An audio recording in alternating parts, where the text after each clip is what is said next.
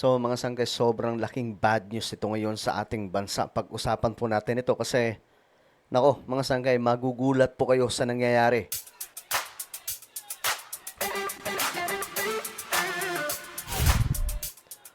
Yo guys, what's up? This is me. I'm back for another vlog today. At ayun nga po, mga sangkay, nakakalungkot itong balita ngayon, no? Nadadamay na po ang ating bansa sa digmaan na ito, mga sangkay, doon sa Middle East. At buong mundo ngayon ay niyayanig. At ramdam na po ito sa buong merkado ng pandaigdigan.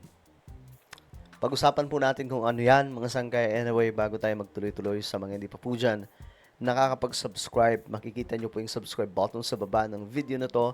I-click nyo lamang po yung subscribe, i-click ang bell, at i-click nyo po yung all. Sa mga nanonood naman po sa Facebook, i-follow nyo po yung ating Facebook page.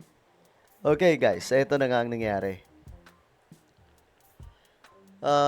Ito ang nakakalungkot na balita ngayon, mga sangkay, pero ito po ay kailangan natin talakayin para maging aware po kayo. Taas presyo ng diesel, posibleng umabot pa raw ng 20 kada litro po ito. At 10 pesos sa gasolina. Ako, ang lala, mga sangkay. Actually, kanina dumaan ako sa mga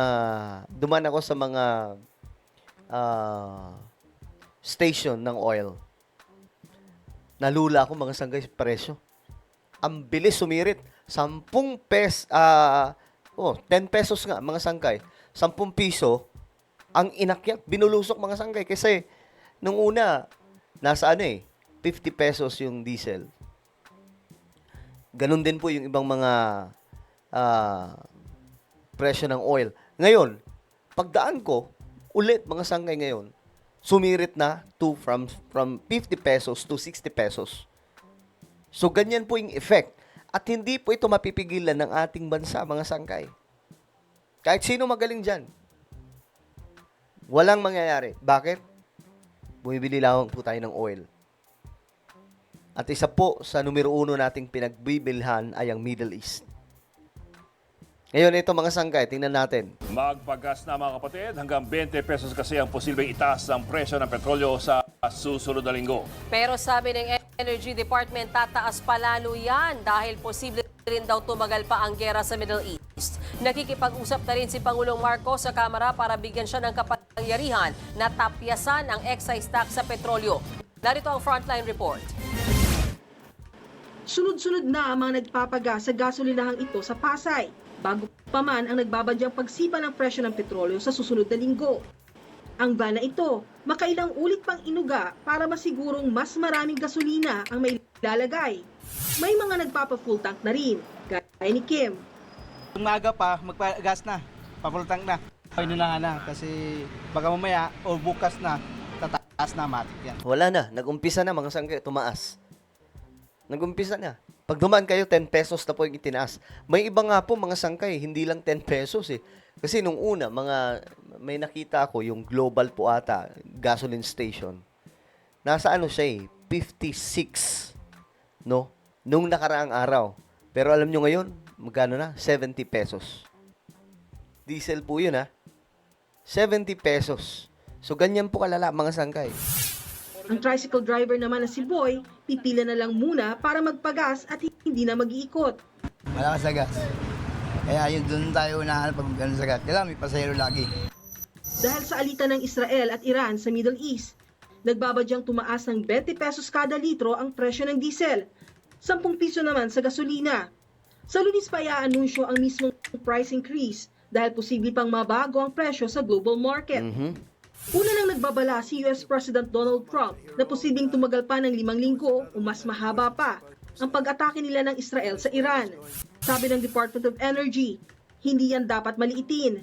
Sa buong buwan kasi ng Marso, ayon sa ahensya, posibleng umabot sa 80 pesos ang kada litro ng diesel, Oh my habang goodness. 70 pesos naman sa gasolina.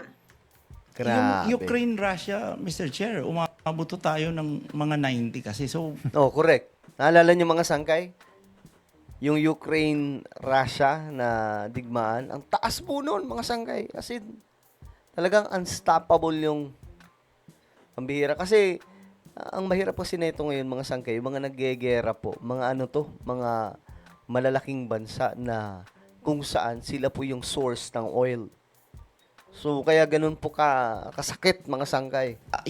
Ayoko mag-project, pero ito'y mas masama pa dun eh. Kasi dito, Middle East ang pinag-usapan. Correct. Ang Middle East mo mga sangkay ay numero 1 sa source ng oil.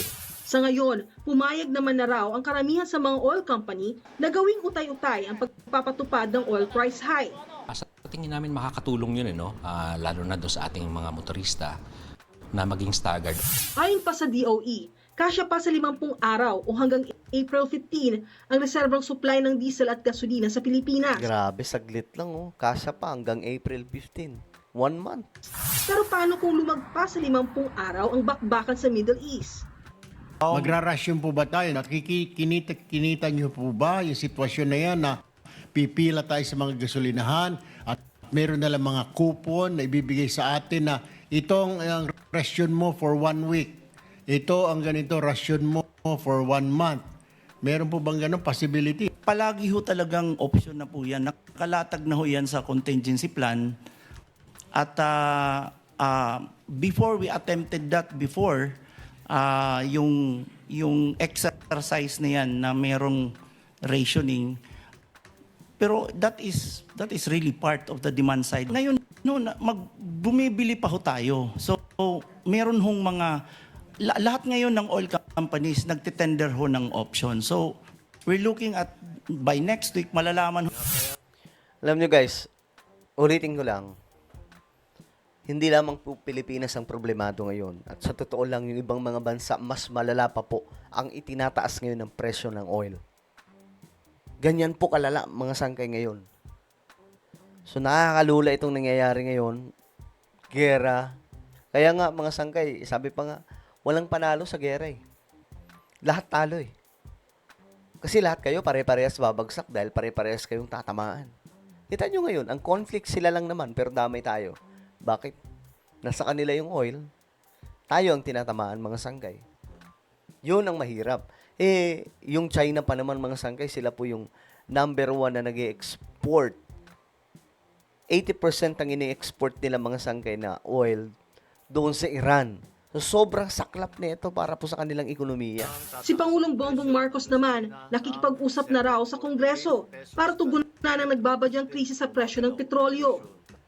Nakikipag-ugnayan na tayo sa Kongreso upang mapagkalooban ang Pangulo ng pansamantalang kapangyarihan upang bawasan ang excise tax sa mga produktong petrolyo kung papalo ito sa $80 kada barrel.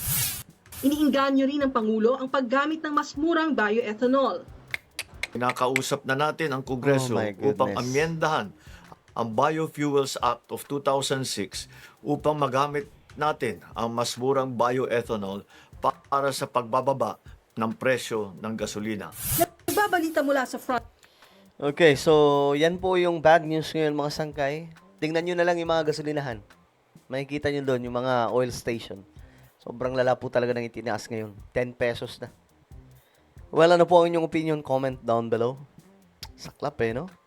Damay-damay tayo dito Meron tayong YouTube channel. Ito po isang Revelation. Hanapin nyo po ito sa YouTube. And then, kapag nakita nyo na, i-click nyo po yung subscribe, i-click ang bell, at i-click nyo po yung all. Ako na po ay magpapaalam. Mag-iingat pong lahat. God bless everyone.